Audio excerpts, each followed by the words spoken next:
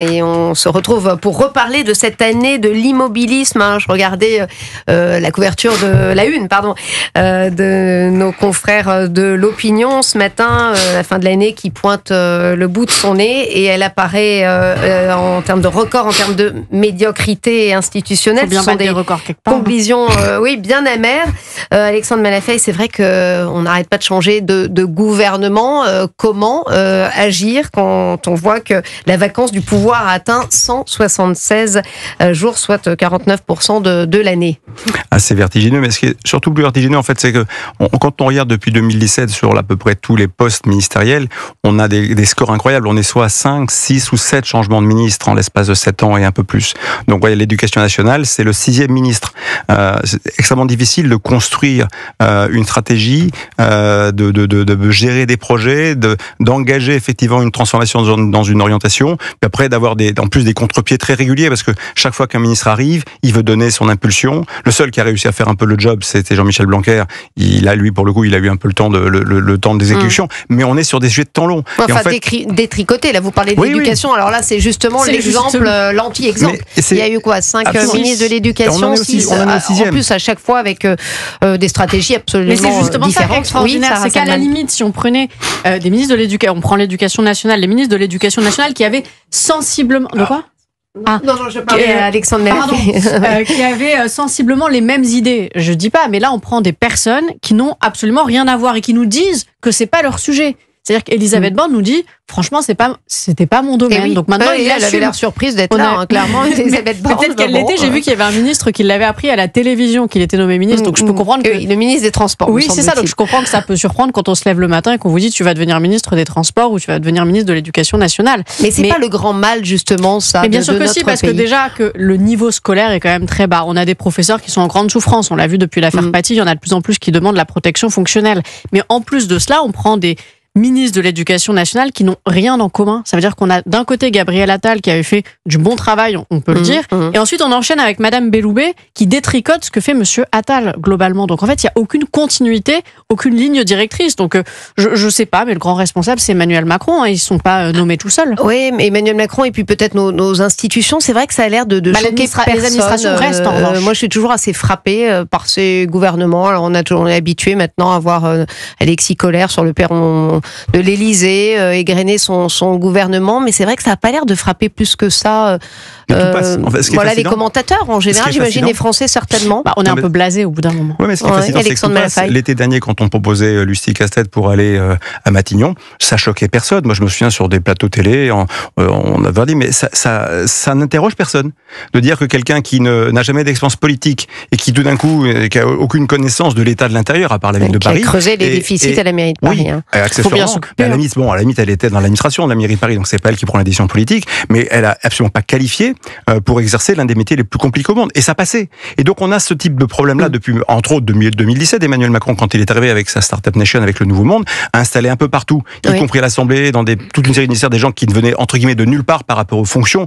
C'est vrai que l'ancien monde n'a pas fait suffisamment le job et il a été remplacé, mais le nouveau n'est pas venu avec des compétences. Alors là, le gouvernement actuel, on va chercher des gens qui ont de l'expérience, mais sauf que les choses quand même sont alors après, c'est vrai que sur ce point-là, Emmanuel Macron, selon les entreprises, n'a pas démérité. Vous écoutez les entrepreneurs, ils vous disent que jusqu'à la dissolution, j'étais plutôt satisfait de la politique. Sur lequel on peut lui reconnaître une forme de constance, c'est-à-dire qu'il a toujours eu une attention extrêmement importante portée sur l'économie et l'attractivité de la France. Ça, on peut le lui reconnaître, et ça a donné des indicateurs plutôt on va dire favorables jusqu'à la dissolution, parce que là, les entreprises sont très inquiètes. Pour le reste, on a une asymétrie de fonctionnement par rapport à la fois à l'ampleur des problématiques, c'est-à-dire que tous les problèmes dont on parle, c'est des problèmes de temps long, et on les gère avec du temps court et des changements et des alternances, et puis en plus des changements de pied, je te fais un coup, je te pars ça dans tel domaine dans l'éducation ou autrement dans tel autre domaine, et puis vous avez le reste de l'Europe et le reste du monde qui est pas sur le même rythme. Et sur là, en plus, ce qui est fascinant, c'est que le 20 janvier arrive Donald Trump qui a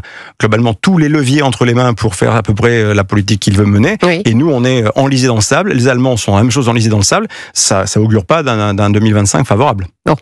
Pessimiste aussi. Non, mais quand vous dites le Mozart de la finance qui a satisfait tout le monde sur l'économie, on parlait tout à l'heure des problématiques économiques. J'ai pas dit ça, mais ça a été plutôt accueilli favorablement par les entreprises, c'est vrai.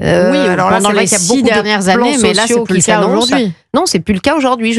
Même sur la finance, il a lâché la rampe, quoi. En fait, on a fait beaucoup de communication.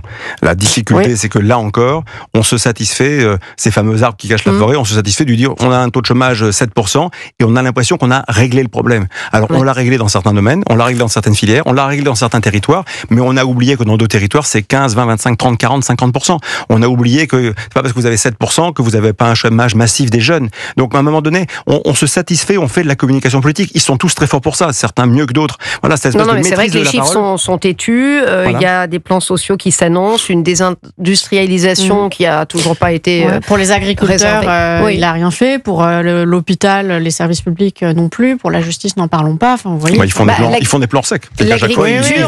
L'agriculture, justement, on parlait d'immobilisme cette année d'immobilisme. L'agriculture, il nous avait une loi de sortir au salon de l'agriculture en disant voilà, cette fois on va vraiment faire quelque chose. On l'a vu que tout se décidait à Bruxelles et que finalement on était quand même assez limité. Résultat, on a des agriculteurs, on en a eu je crois que c'était il y a 2 jours sur cette chaîne, enfin cette antenne, qui nous disait qu'il était prêt à se passer la corde au cou. Donc vous voyez, malheureusement il y a un suicide par jour d'agriculteurs, mais ce sont l'un des chantiers en souffrance de cette année d'immobilisme. Tous les chantiers sont en souffrance et tous les dossiers sont prioritaires. Donc au final, rien n'est prioritaire et on n'avance pas. Et plus on change de gouvernement, moins on avance. En fait, il faudrait arrêter de faire de la politique au sens politicien. C'est-à-dire qu'il faut effectivement, tous les chantiers sont prioritaires parce que on a laissé aller un de dérapages, de dérives, on n'a pas traité en profondeur, ou on a dit qu'on avait traité, mais on n'a pas traité. Et donc on attend la crise d'après. Dans le monde agricole, c'est très frappant. On a vu effectivement tous les indicateurs se dégrader. Alors là encore, il faut être nuancé. Parce que quand on est comme ça à parler à la radio ou à la télé, on a des formules un peu rapides et on a l'impression qu'avec une phrase, on a tout résumé. C'est beaucoup plus compliqué. Le monde de l'agriculture en France, il y a des secteurs qui vont pas trop mal, il y a des secteurs qui vont bien, il y en a qui sont sinistrés, il y en a qui sont vraiment en péril. Voilà, la disparité mérite d'être appréhendée. Et on s'en sort comment aujourd'hui, justement? Parce que quand vous entendez les forces d'opposition menacer la motion de censure, on se dit, alors on est pour ou contre François Bayrou. On s'en sort pas. On a tous intérêt à ce qu'ils réussissent quand même. Vous avez un décalage phénoménal entre la vie politique et la vie réelle. Ils font de la politique, ils sont en dehors des réalités, et en plus, moi je leur dénie cette espèce de forme de représentation nationale. Ils sont pas représentatifs, ils ont été élus dans des conditions très particulières. Il y a qu'une partie des députés pour lesquels on a vraiment voté, les autres ont été élus dans des conditions de combinaison ou de par défaut parce que c'était mieux qu'eux, etc. Mais il n'y a pas d'adhésion profonde. On vient de publier un sondage avec Odoxa la semaine dernière. On a posé la question aux Français pour dire est-ce que vous vous sentez respecté, écouté, protégé? Est-ce que vous avez à peu près, vous y voyez clair? Est-ce que vous pensez que les dirigeants qui sont aux affaires aujourd'hui œuvrent pour unir la France et nous emmener quelque part? Les réponses sont cinglantes. À plus de 90%, c'est non. Et ça peut nous emmener où? À une nouvelle crise des gilets jaunes? Parce qu'on sent que la cocotte minute là est en train quand même la pression est en train de monter, Sarah Salman. C'est le risque. Je pense qu'au bout d'un moment, les Français vont complètement saturer. Je serais pas surprise. Je pensais, pour être tout à fait honnête, je trouve étonnamment silencieux et extrêmement calme. Oui, mais peut-être un petit peu qu'ils sont résignés, non? Oui, mais c'est pas bon signe non plus. Mais je pense que, franchement, je pensais que ça arriverait bien avant. Donc là, peut-être qu'on a eu la trêve avec les Jeux Olympiques. Ensuite, on a Noël. Peut-être que c'est un tout.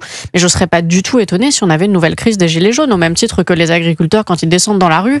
Je dis pas que c'est bien ou pas bien, mais je peux le comprendre. Et les agriculteurs, pourquoi ils peuvent pas descendre davantage dans la rue? Parce que il faut qu'ils travaillent et qu'ils peuvent pas laisser leur entreprise sans personne en réalité. Alexandre Malafaye, vous qui menez justement des sondages dans votre think tank, comment vous expliquez ce silence relatif quand même des Français?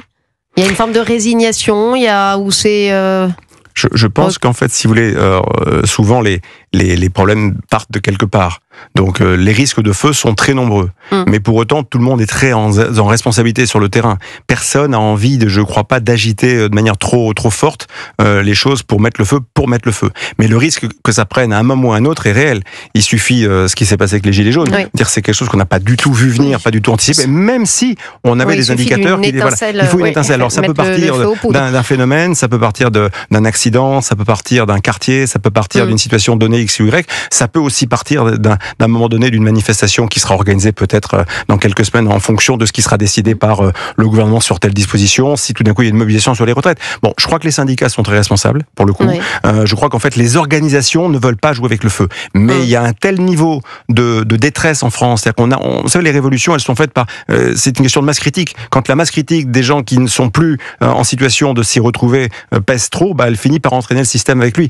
Avec les Gilets jaunes, on est vraiment passé à ça. Ça peut se reproduire, malheureusement. Regardez, non, je pensais à une chose. Vous savez, il y a eu un accident à la SNCF d'un conducteur qui s'est jeté là, le 24 décembre. Oui. Ça illustre encore une fois la détresse des gens, c'est-à-dire que les taux de suicide semblent augmenter, tentatives de suicide et suicides, et ça nous montre aussi que les gens sont dans une grande détresse, très clairement. Alexandre Malafé, pourtant on voit que François Bayrou essaye, en tout cas c'est ce qu'il dit. Là je me fais l'avocat de François Bayrou puisque personne ne le défend forcément, mais par exemple, ce duo Darmanin-Retailleau, il dit, moi, c'est pas ma ligne, mais j'écoute les Français, leur demande de sécurité, et il essaye peut-être justement de se coller dans ce que souhaitent nos compatriotes. Il aurait mieux valu qu'il mette Xavier Bertrand place Beauvau s'il voulait vraiment envoyer un signal aux magistrats et trouver un meilleur équilibre, si on est aussi là, dans une logique d'équilibre. Mais le choix de Gérald Darmanin, en tout cas, est intéressant parce qu'on envoie... Ça n'aurait pas plu au RN, je vous rappelle. Oui, c'est le RN qui décide. Non, mais si effectivement c'est le RN qui décide, eh bien écoutez, on a ce qu'on mérite et on aura ce qu'on mérite. À un moment donné, il faut s'en prendre ses responsabilités. Gérald Darmanin, c'est plutôt un cadeau qu'un échec. Non, mais c'est un cadeau. C'est un cadeau en tout cas pour la droite et pour le RN, très bien. On verra si ça fonctionne. Là encore, on verra si ça fonctionne. Les mots, c'est les mots.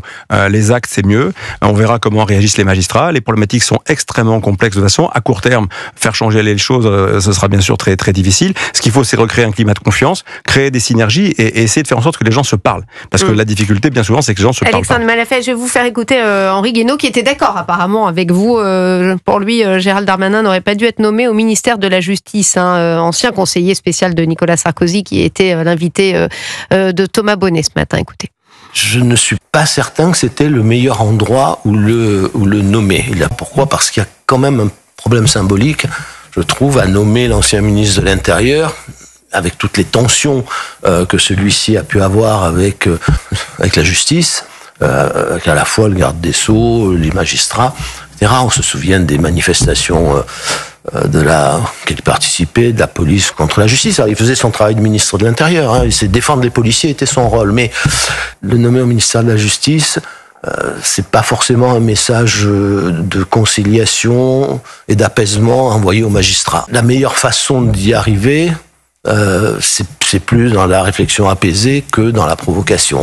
Sarah Sandman, vous qui les connaissez, ces magistrats en tant qu'avocate, j'ai envie de vous dire, ils sont jamais contents. Pardonnez-moi de vous le dire, mais quand il y avait Éric Dupond-Moretti, qui est quand même plutôt à gauche, qu'est-ce qu'ils ont fait ? Ils n'étaient pas contents. Il y avait le syndicat de la magistrature qui disait que c'était une honte, que c'était scandaleux, qui a multiplié les communiqués pour dire que ça n'allait pas. Eh bien, j'ai envie de vous dire qu'ils aillent à la fête de l'humanité, peut-être qu'ils seront plus à leur place. Enfin, je trouve qu'ils n'ont pas une attitude responsable.